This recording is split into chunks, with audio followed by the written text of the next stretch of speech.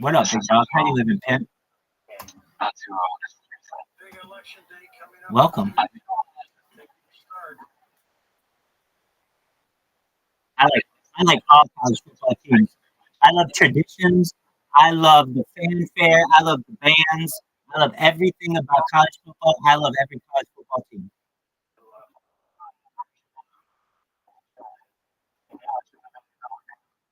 Absolutely. Do you want to go to Auburn or Alabama?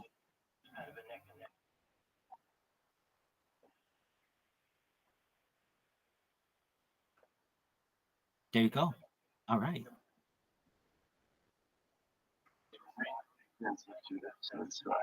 I imagine that. Well, my friends, I want you to know if you don't know who I am, I'm Rabbi Rothschild. I've been in my playhouse for a recent period of time. I stream my life 24/7 for world peace. And when my stream goes viral, I'm going to make all of you rich because I have more content than any person ever.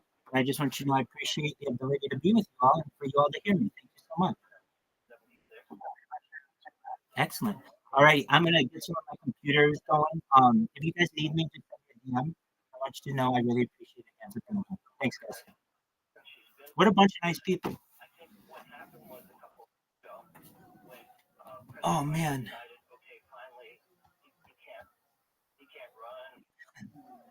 All right. Do you think this downloaded or whatever?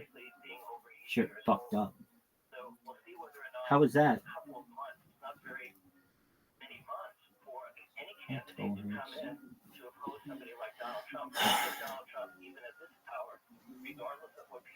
Dog, that was fun. Was it? Yeah, it was pretty cool. All right. Close. Comment section.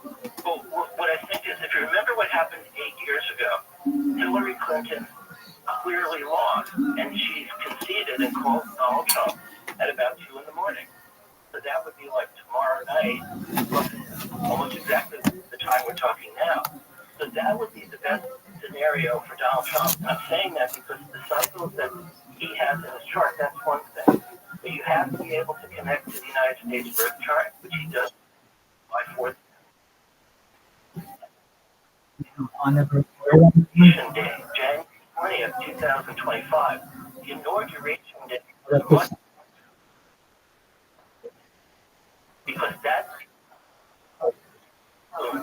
Washington, D.C., not voting We're back up. their ballot now. Ballots, people have already. So the energy No. astrology, if you see what I'm saying here, and anybody who knows astrology, if you have people voting over weeks, right, and there's like 60 or 70 or 80 million people, then they're all sort of putting their energies in on different days with different times. And because in the last couple of elections, there's been disputes, well, certainly the one 4 years ago, but 8 years ago, that was it. I mean, the race was over by a couple of hours after in the evening, and Hillary Clinton conceded. And that was a surprise to Donald Trump. He didn't think he was going to win. I mean, if you go back and actually understand why he was running and what his plans were and so on, he wanted to, run, but he had a different goal, basically. All you have to do is study it. I mean, he wanted to sort of get an enormous sort of vote, and then Hillary, if she were to win, then he'd be able to sort of, for the next 4 years, say, here's why, Hillary Clinton doesn't know what she's doing, so to speak. So there's still a lot of that energy going on. But as far as astrology is concerned, he still has, I wouldn't say the gravitas or anything. I'm just speaking about planetary energies from the traditional standpoint of how astrologers would look at a chart. And if you link up election day or the next 24 hours and January 20th, okay, then he sort of fits that script better than Kamala Harris. It's not impossible because this is such a tied thing, and we have never had a woman president, never had a female president, that of all the women who've been on tickets before, whether we go back, a long time ago to Geraldine Ferraro as the vice presidential candidate, and Hillary Clinton, of course, who did lose, and other things, other people who've been in the running or who wanted to run for president as a woman. I think Kamala Harris is the strongest person. She has an incredible chart, and she could sort of win it as an upset, shall we say. And we see this all the time in sports, right? I mean, all the time in sports, whether it be a Super Bowl or the World Series that just happened or something, bottom of the ninth inning, or in football, a Hail Mary, and so on. That could still happen as far as this. Even though the astrology, I think, favors Donald Trump, people still have to come out. They've got to vote. You have a prediction about the November 2028 election. Yeah, I wanted to put this out to your audience so that, I have two things I do want to say that are interesting in terms of finally having a female president. When I say finally, the way I look at kind of the world powers, I mean, we just have the first female president of Mexico. I don't know how many people have tuned into that. She was just inaugurated, I think, October 1st. And what's interesting also about that is that the first female president of Mexico is also part Jewish, which is really shocking. I mean, there's never been a woman president of Mexico, and that's right on our border. And I think a lot of people need to start thinking symbolically about astrology as well as doing charts, looking at transit cycles. In other words, so many different governments. We go even back to Margaret Thatcher, and I was in England at that point. In fact, on that night that she became the first woman prime minister, which was in May of 1979, that started a whole trend of more conservative leadership around the world in many different countries. Now, I've looked ahead to the actual election day in 4 years, okay, which will be on November 7th of 2028, and I've also analyzed the inauguration chart for January 20th of 2029, and that appears to be very, very much a woman becoming president of the United States at that point. So if somehow Kamala Harris doesn't make it at this point, first of all, she's young. I mean, in terms of running, she's 60. Donald Trump is 78. He'd be 82 if he somehow wins. The other thing, so in other words, I see a lot of Venusian energy and other kinds of what we call asteroid energies that are strongly feminine rather than energies like, say, Pluto or Neptune or Saturn or Mars, which tend toward part of the reason why we always have had a male president. And of course, this whole phenomenon of electing a woman, a female president, it just not happened. I mean, Hillary was on her way to doing it in 2008 when Barack Obama came out of nowhere, basically, and took the nomination from her. That was against John McCain. And maybe Hillary would have won that anyway, because that was the 2008 year. Remember financial disasters of 2008. So that could have probably been a time where Hillary, if Barack Obama didn't run, she probably would have become the first woman president at that point. But instead, we had a whole different energy field. So the other thing, if I may talk about it, is Nikki Haley's prediction. I didn't quote, if you don't mind my bringing that up. Oh, yeah. Okay, so look, Nikki Haley is very young, okay, relative to running. And she was attempting to be the candidate in the Republican Party. If we can just go back to 6, 7, 8 months, right, at the beginning of the year.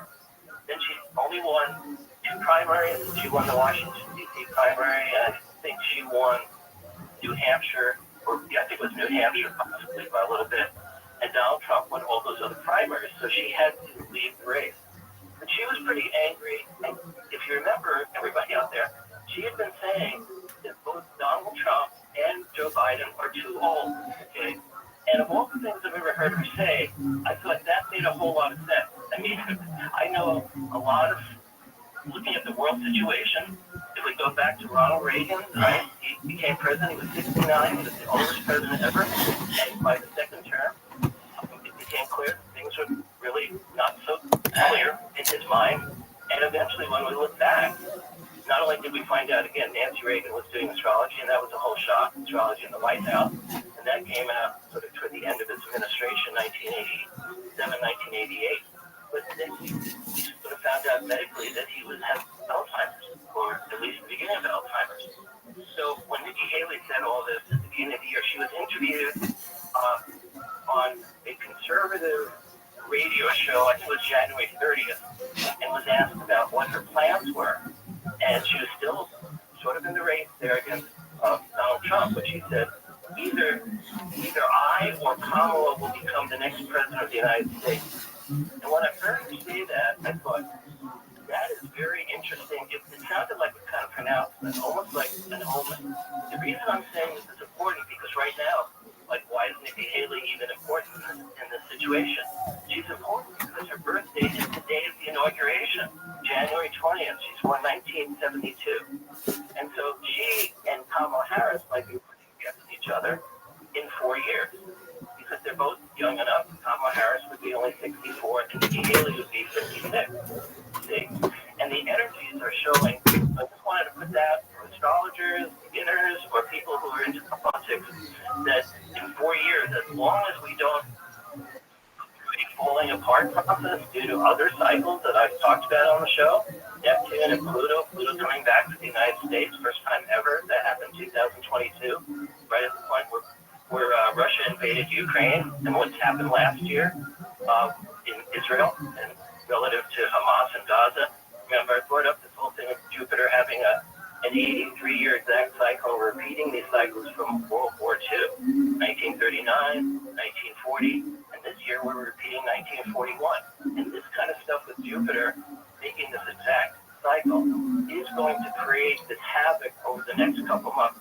So regardless of who wins, okay, so what I'm putting out right now, okay, very clearly to me, I have no doubt in my mind that a woman will be elected in 4 years and take the office of presidency, because somehow that has to happen for the United States. I just can't see 300 plus million people never electing a woman. For whatever reason, conservative, Republican, this or that, I think the country really needs to be able to sort of be part of the world environment. But you think that's the year? Well, that's the year, although, again, I would say at this point, it's kind of like, even if you watch the World Series, by the way, at some point, I'd love to be on the show talking about how sports can actually tell us about things in politics, and sports is very interesting, particularly baseball, traditionally as the national pastime, has a lot to do with Republicans and Democrats, but that's a whole other thing. But we just did see the traditional World Series of Dodgers and the Yankees, post-World Series. And if anybody was watching that, you saw in the first game that it looked like the Yankees were going to win, and Freddie Freeman, who had been in Atlanta, and now a Dodger the last couple of years, hits a grand slam home run. Then he hits 3 more home runs over the next 3 games, and the Dodgers win the World Series. John, one of the problems for Donald Trump is that he's a fervent Yankee fan. He and Giuliani and George Steiner were the trinity of sort of New York Yankee baseball. And if you understand Donald Trump's life at the military academy, played first base, he's into sports. We know he's an avid golfer, right? And owns these golf courses, is very much into sports, but he's still a New York Yankee fan. So that has a sort of unusual resonance because they didn't do so well. I mean, obviously they lost the World Series, even though, they put up a fight there in the last game or two. Mark, why does there seem to be a great divide here in the United States? This is just like, hopefully everybody out there will take this maybe with a grain of salt, or like I've studied astrology for 52 years. I've watched presidential elections since I was 10 years old. And John F. Kennedy, I went to sleep at my friend's house. The next morning, we woke up. John F. Kennedy had won Illinois, had won Texas, maybe because of Lyndon Johnson being there, and JFK was also shocked. He only won that election. Popular vote, 100,000 votes out of 60 some odd million. That was close. Him and Nixon. So the thing is we've had this split going on for a long time. And the big one is that where Neptune is now, which is about to leave Pisces to go into Aries, is exactly where it was in 1859, 1860, and 1861, when the Civil War started and Lincoln became president. And Lincoln came in as basically the first Republican candidate. The Republican Party didn't start until 1854. That's why Liz Cheney right now has been going around with Kamala Harris and saying even her father is going to vote for Kamala Harris.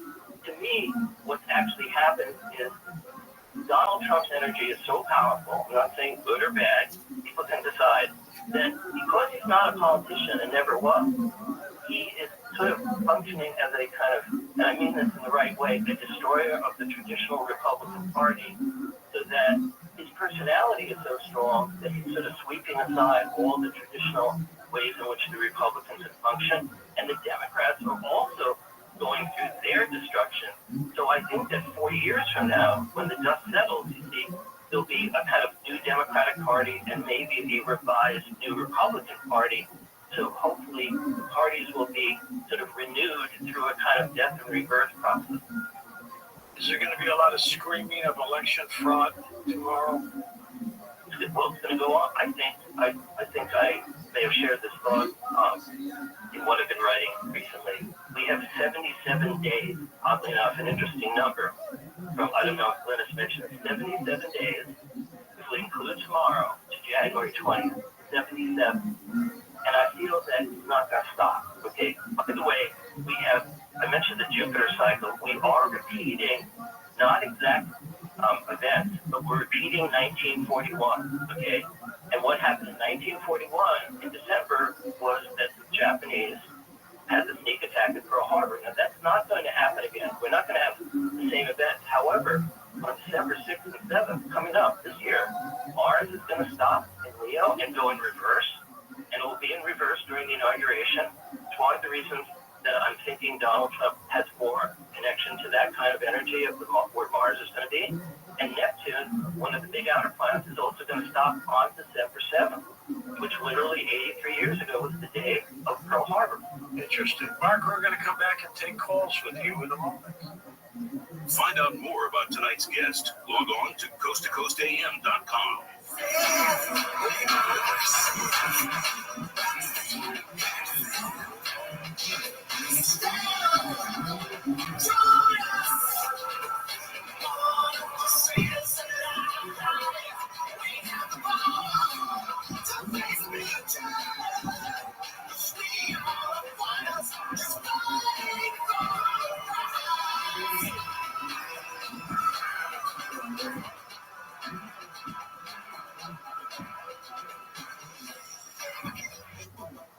Radio has the 2024 presidential election covered with Decision 2024. Listen for real-time results and updates as the votes come in. From key races to national trends, our team will cover it all. Tonight, stay informed and stay connected on the go with your free iHeartRadio app. Just open the app and search News and keep listening. A people first presidency. Make America great again. Decision 2024 on iHeartRadio. The free iHeartRadio app is #1 for music, radio, and podcasts, all in one. Discover a new podcast from our library of over 350,000 titles. Here's an iHeartRadio podcast preview. I'm Mark Murphy. I'm a chef, restaurateur, and all-around curious guy with a true interest in all things food. I've been cooking for over 30 years. I've worked in and owned a number of restaurants, but my experience as a judge on Food Network's Chopped for the past 10 years has really piqued my curiosity of the food culture. I believe there's a story behind every meal, a story behind every person who makes it, a story behind each ingredient used, and I want to know everything I can about it. That's why we're here. My new podcast, Food 360, will take an all-encompassing look at the world of food, bringing history, science, and culture to the table. You'll get behind-the-scenes stories from my friends in the industry and dig into why we eat the way we do. I would say the restaurants are like nuclear particles. After 5 years, they start losing their mojo, and you have to re-energize them. Being a restaurant worker, being a chef, is the biggest privilege of my life. To be able to do that all over the world, it's hard, but it's also one of the things that actually gets me up in the morning. Truthfully, I'm able to separate, for the most part, my personal likes and dislikes from if a dish is successful in its preparation and judge if it has merit. And I think a lot of it also comes from the chef's intention. The most important thing for me is not my writing ego. It's getting people to cook delicious food. Be sure to subscribe to Food 360 on the iHeartRadio app. All the good stuff. Yeah. Camps keeps you on top of pop culture. Ryan Austin Green knows that child ordering is even more of a challenge when the child is part of the LGBTQ plus community as a sarcastic is. We have to join Lance Bass and iHeartRadio's Frosted Tips podcast to share how he handles You guys have changed his reactions. And you've heard about other nations. In the last My Sunday gay was just few years, you've changed a lot of